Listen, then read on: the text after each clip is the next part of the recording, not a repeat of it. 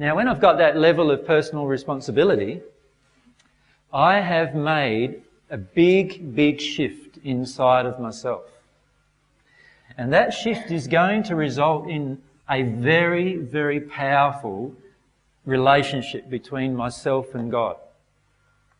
Because for the first time now, God has the ability, through myself taking responsibility in every aspect of my life, God now has the ability to communicate with me through the laws and communicate with me via spirits, and also to communicate with me directly depending upon my own connection with her.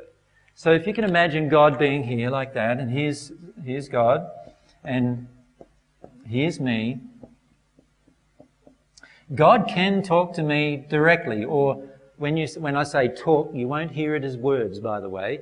These will be through your emotions. The way God talks to you is through your soul, through your emotions and through your passions and desires. So God can motivate me that way. Now, there are times when I'm not listening to God, right? But if I'm still trying to take personal responsibility, God can then motivate a spirit to attempt to be more overt in the manner in which I'm spoken to.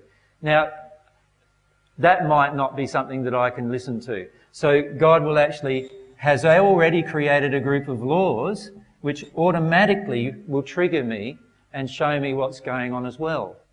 God's created all these things, and if I had to list everything God's created like hundreds of different mechanisms in order to expose the truth to you. It's just that most of the time we don't want to listen to the truth. And that's because we don't want to take personal responsibility for our life. And as a result of that, we finish up ignoring the laws, and we ignore the Spirit, we ignore God, we ignore all of our law of attraction, we ignore everything that's being said to us, and in the end, we think we're alone. And we think nobody's helping us anymore. And we believe that, there's no way of ever finding out the truth. We're never going to be able to find out whether love exists or not. We're not ever going to find out whether God exists or not. And this is what we believe. But we only believe that because in the end, we don't want to take personal responsibility for what's really going on.